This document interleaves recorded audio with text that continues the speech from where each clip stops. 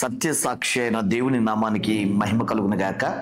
వాక్యోదయ కార్యక్రమాన్ని వీక్షిస్తున్న మా ప్రియులకు ప్రత్యేక వందనాలు తెలియజేస్తూ ఉన్నాం. పరిశుద్ధాత్ముడు ఈ పూట నా హృదయంలో పెట్టిన తలుపులు మీ గమనంలోకి తేవాలని ఆశపడుతున్నాను. అనాదిగా పరిశుద్ధులు ప్రవచించి ప్రకటించిన రీతిగా భక్తికి ఈ రెండు చాలా కీలకమైనవి.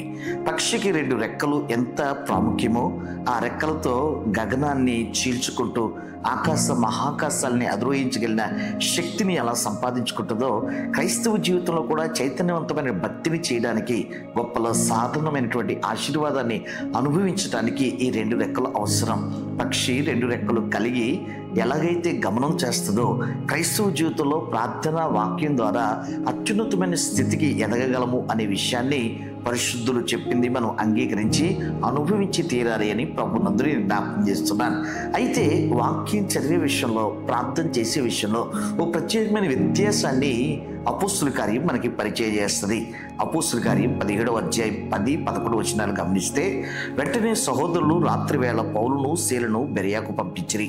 వారు వచ్చి యూదుల సమాజ మందిరంలో ప్రవేశించిరి. వీరు దేవుని తెస్సలోనికలో ఉన్న వారి కంటే గనులై ఉండిరి కనుక ఆసక్తితో వాక్యాన్ని అంగీకరించి పౌలును సీలను చెప్పిన సంగతులు అలాగున్నవో లేవో అని ప్రతిదినమును లేఖనములను పరిశోధించు వచ్చిరి.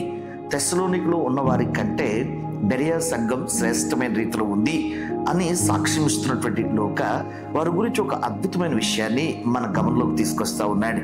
పరిశుద్ధ లేఖనాన్ని పౌలు శీల ప్రకటిస్తున్నప్పుడు దేవుని యొక్క వాక్యాన్ని శ్రద్ధగా, ఆసక్తిగా హృదయంలో జ్ఞాపకం చేసుకుంటూ భద్రపరచుకుంటున్నటువంటి వారు ఆ వాక్యం అలా ఉందో లేదో అని పరిశీలిస్తూ ఆసక్తిగా వాక్యాన్ని మదిస్తున్నట్లుగా దేవుని మాట మనకి జ్ఞాపకం చేస్తూ ఉంది. అవును, బైబిల్ చదవడానికి, బైబిల్ని ధ్యానించడానికి, బైబిల్ని పాటించి ప్రకటించడానికి మన జీవితంలో ఆసక్తి అనేది చాలా కీలకం అనే విషయం ఇక్కడ మనకు అర్థమవుతుంది. ఆసక్తితో బైబిల్ చదవాలి, ఆసక్తి కలిగి ఉండి బైబిల్ని అనుభవించాలి. అంటే బైబిల్ చదవడానికి ఒక వ్యక్తికి కావలసిన కనీస అర్హత, బైబిల్ వినడానికి, ధ్యానించి ఆత్మలో పురుకొల్పబడి ఆధ్యాత్మికంగా జీవించడానికి అతనికి కావలసింది ఆసక్తి. అయితే ప్రార్థన విషయంలో ఆసక్తి చాలదు అని అపోస్తుల కార్యం 12వ అధ్యాయం 5వ వచనం మనకు సాక్ష్యమిస్తుంది. 12:5లో మనం గమనిస్తే, పేతురు చెరసాల్లో ఉంచబడిన సంఘమైతే అతని కొరకు అత్యాశక్తితో దేవునికి ప్రార్థన చేయుచుండెను. బెరయా సంఘం వారు దేవుని యొక్క వాక్యాన్ని ఆసక్తిగా వింటూ ఆ వాక్యం అలాగూ ఉందో లేదో ఆసక్తితో పరిశీలన చేస్తున్నారు.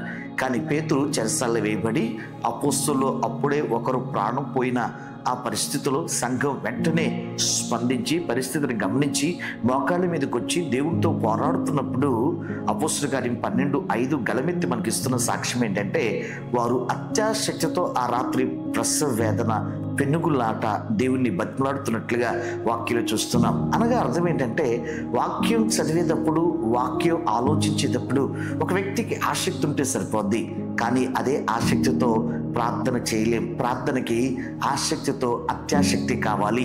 ఒక వ్యక్తిలో లోతైన కసి, మంట, వైరాగ్యం, ప్రతిష్ట లేకుండా ఆ వ్యక్తి దేవునితో పెనుగులాడలేడు. పట్టుదలతో కూడిన ప్రార్థన, దేవారాత్రులు పెనుగులాడే, బతిమలాడే ప్రార్థన చేయాలి అంటే ఆసక్తి చాలదు, అత్యాశక్తి కావాలి. కాబట్టి ప్రార్థన చేసేటప్పుడు ఓ ప్రత్యేక స్థలాన్ని, ఓ ప్రత్యేక సమయంతో పాటు అత్యాశక్తితో ఉడుపట్టు పట్టినట్లుగా దేవుని సన్నిధిలో మనం గడపాలి. అప్పుడు ఆకాశం చేల్చబడి మన ప్రార్థనకు దేవుడు తప్పనిసరిగా జవాబిస్తాడు. కాబట్టి బైబిల్ని ఆసక్తితో చదవగలం.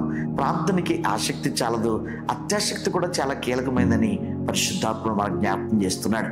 ఆసక్తితో వాక్యం చదువుతూ, అత్యాశక్తితో ప్రార్థన చేస్తూ, దేవుని మహిమను అనుభవిస్తూ ఉన్నత శిఖరాలకు ఎదగాలని, పరిశుద్ధాత్మటి కృప ఇవ్వాలని ప్రార్థనాపూర్వకంగా మీకు ఈ మాటలు తెలియజేస్తున్నాను.